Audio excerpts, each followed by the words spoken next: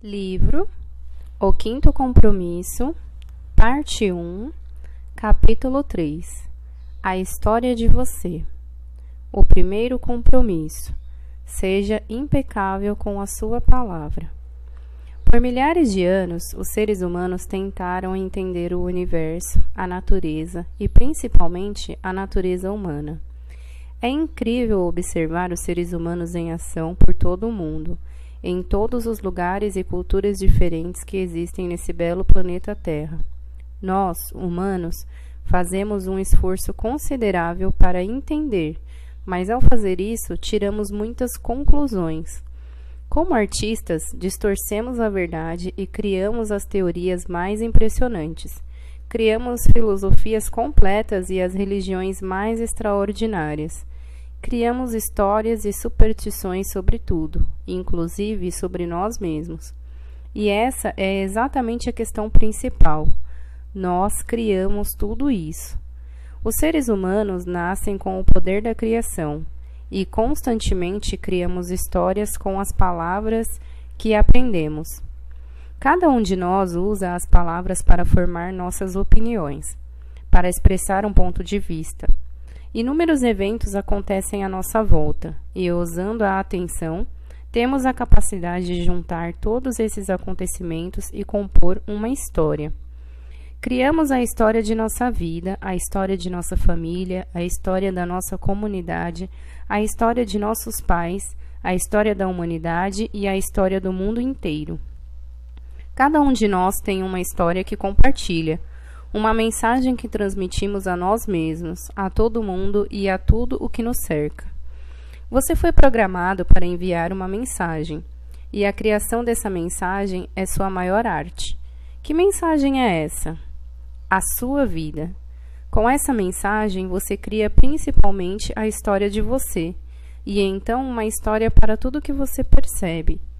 Cria toda uma realidade virtual em sua cabeça e vive nessa realidade. Quando você pensa, está fazendo isso na sua língua. Está repetindo em sua mente todos os símbolos que significam alguma coisa para você. Está passando uma mensagem para si mesmo. E essa mensagem é verdadeira para você porque você acredita que essa é a sua verdade.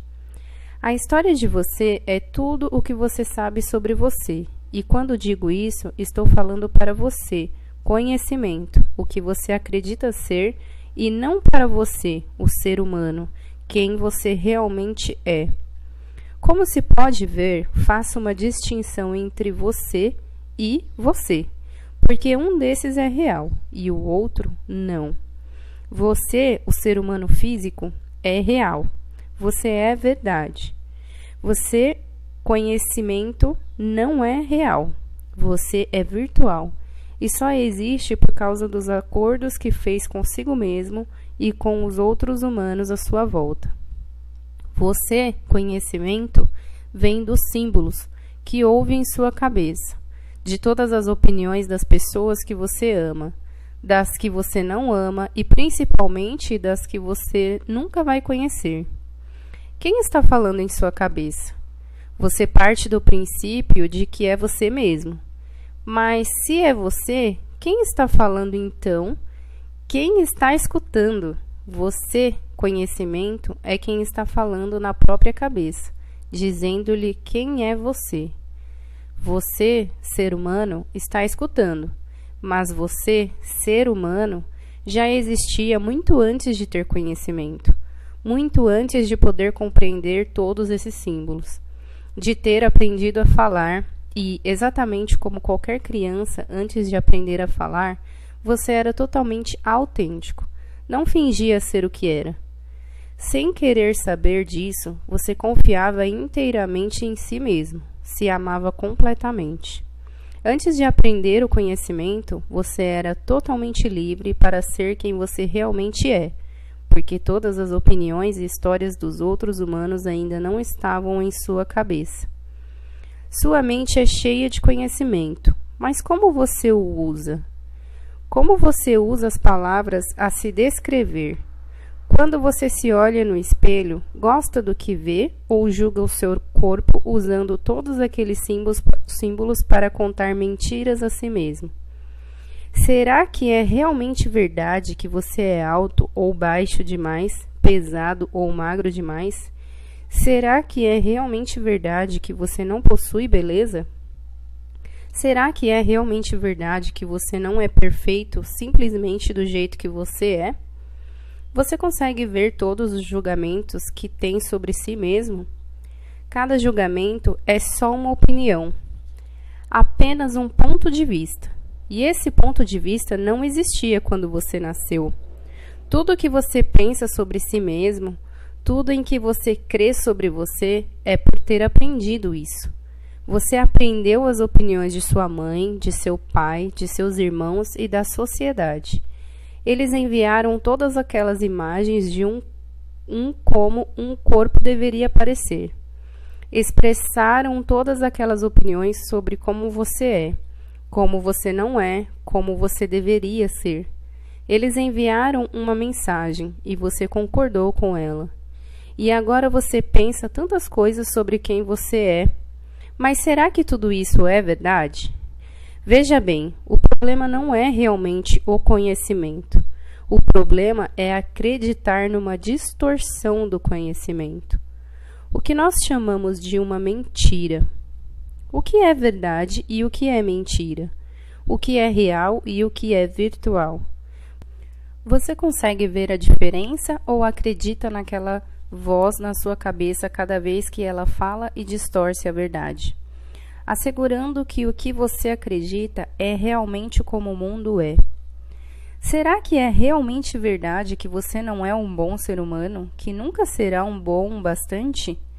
Será que é realmente verdade que você não merece ser feliz? Será que é realmente verdade que você não merece ser amado? Lembra de quando uma árvore deixou de ser apenas uma árvore? Uma vez que você aprende uma língua, você interpreta uma árvore e a julga de acordo com tudo aquilo que você sabe. É aí que a árvore passa a ser uma árvore linda, feia, medonha ou magnífica. Bem, você faz a mesma coisa consigo.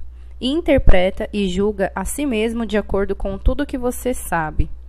É aí que você se torna o ser humano bom ou o mal, o culpado, o maluco, o poderoso, o fracote, o feio ou o bonitão. Você é aquilo que acredita ser. Nesse caso, a primeira pergunta é: o que você pensa que é? Se você usar a consciência, verá tudo aquilo em que acredita, e é assim que você vive a sua vida. Sua vida é totalmente controlada pelo sistema de crenças que você aprendeu. Seja qual for a sua crença, ela está criando a história que você está experimentando, aquilo em que você acredita e as emoções que você está experimentando. E talvez você queira realmente acreditar que você é aquilo que acredita ser. Mas essa imagem é completamente falsa. Não é você. O verdadeiro você é único e está além de tudo que você sabe. Porque o verdadeiro você é a verdade. Você, o ser humano, é a verdade. Sua presença física é real. O que você acredita sobre si mesmo não é real e não é importante, a não ser que você queira criar uma história melhor para si mesmo. Verdade ou ficção, de um jeito ou de outro, a história que você está criando é uma obra de arte. É uma história maravilhosa, uma linda história, mas é só uma história. E é o mais perto que você pode chegar da verdade usando símbolos. Como artista, não há maneira certa ou errada de criar a sua arte. A beleza simplesmente existe ou não. A felicidade existe ou não. Se você acredita ser um artista, então tudo volta a ser possível. As palavras são seu pincel e a vida sua tela. Você pode pintar o que quiser, mas pode até copiar o trabalho de outro artista. O que você exprime com o seu pincel é a maneira como você se vê, a maneira como você vê toda a realidade. O que você pinta é a sua vida, e a aparência dela vai depender de como você usa as palavras. Quando perceber isso, então você poderá acordar para o fato de que a palavra é uma ferramenta poderosa de criação. Quando você aprender a usar essa ferramenta com consciência, pode fazer história com a palavra. Que história?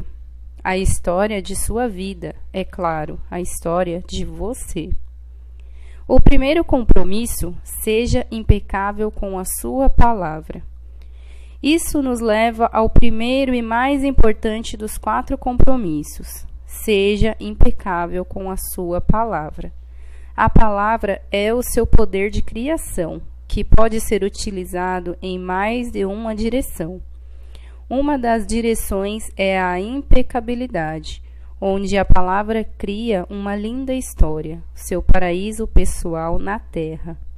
A outra direção é o mau uso da palavra, onde a palavra destrói o que está à sua volta e cria o seu inferno pessoal.